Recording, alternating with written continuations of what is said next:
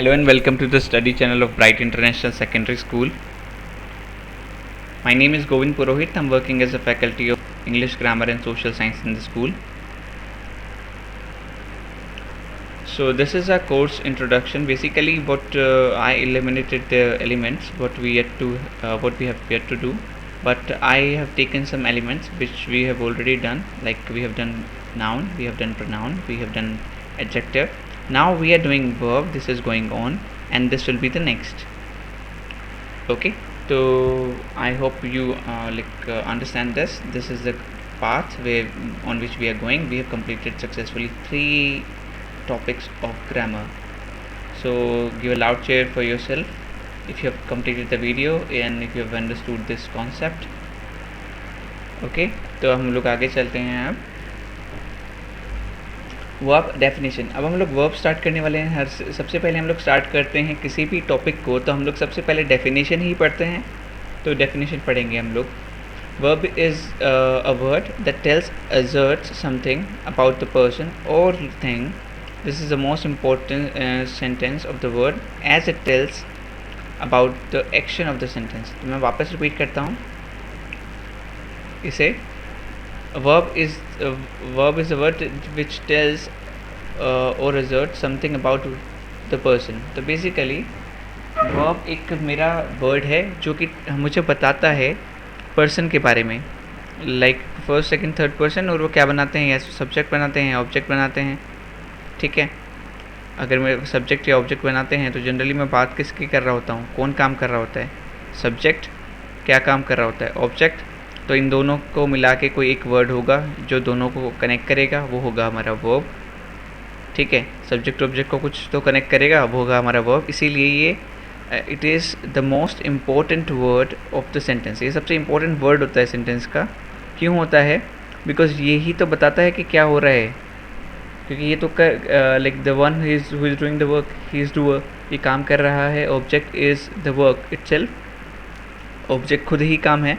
तो जो क्या काम हो रहा है वो तो यही बताएगा, वर्ब. तो इसीलिए सबसे इम्पोर्टेंट हो जाता है. अब हम लोग काइंड्स ऑफ वर्ब पे जाते हैं. वर्ब के भी कुछ टाइप होते होंगे. तो हमारा एक स्टैंडर्ड ऑर्डर है ये. सबसे पहले हम लोग पढ़ते हैं डेफिनेशन, फिर हम लोग पढ़ते हैं काइंड्स, फिर हम लोग थोड़ा सा डिटेल में पढ़ते हैं काइंड्स, फिर हम लोग करते हैं एग्जाम्पल और ख़त्म. इतना ही करते हैं हम लोग. तो इस टॉपिक में भी हम लोग यहाँ तो हमने क्रॉस कर लिया है. हम लोग यहाँ पे हैं. काइंड्स हम लोग देखते हैं.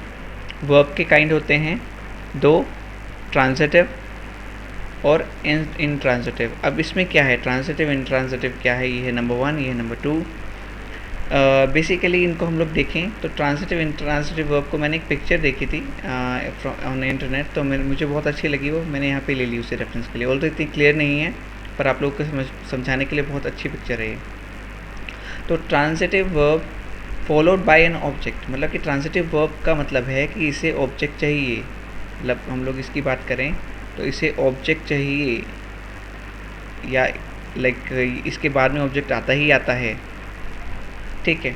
तो जैसे कि मान लीजिए, और फिर ये हो गया हमारा उल्टा कि इंट्रांजिटिव के बाद में ऑब्जेक्ट आए, मतलब नहीं आएगा सिंपली.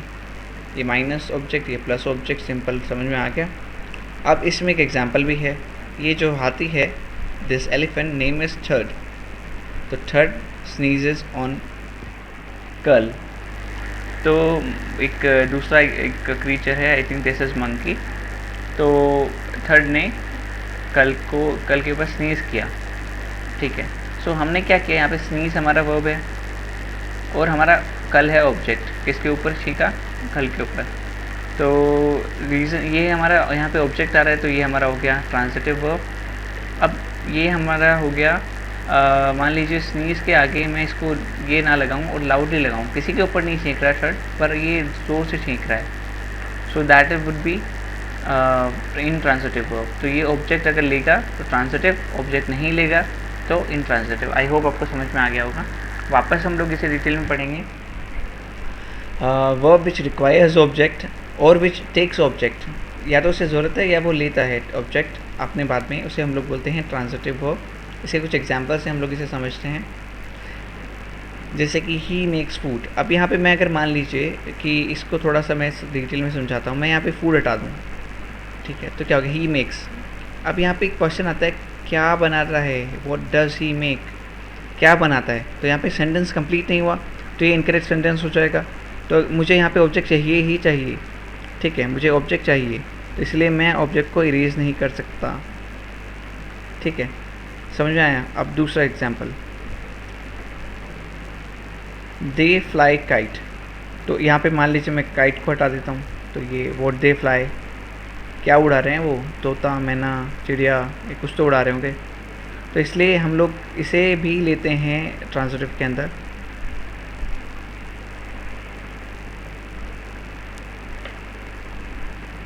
तीसरा example, I drive A car. अब मैं इसको हटा देता हूँ, तो ये आई ड्राइव, तो कुछ केसेस में जैसे ड्राइव कार अगर मैं नहीं बोलता हूँ, खाली ड्राइव बोलता हूँ, तो ये एक्चुअली सस्पिशियस है, मैं क्या चला रहा हूँ, पर जनरली आजकल इसे यूज़ करते हैं, तो वो मैं आपको लास्ट में जो पढ़ाऊँगा कि दोनों एक साथ कैसे यूज़ करते हैं तो बता दूंगा। बाकी अभी के लिए इसे ट्रांजिटिव लेते हैं क्योंकि इसने ऑब्जेक्ट लिया है यहाँ पे। Intransitive which does not require object to complete the sense of the sentence, मतलब जैसे सेंटेंस का सेंस कंप्लीट करने के लिए ऑब्जेक्ट नहीं चाहिए, वो अपने आप कंप्लीट हो जाएगा वर्ब से।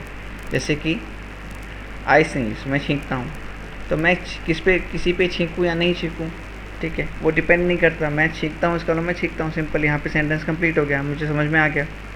ही लाफ्स, वो हंसता है, तो वो हंसता है, सिंपल। इट सीम्स, ऐसा लगता है।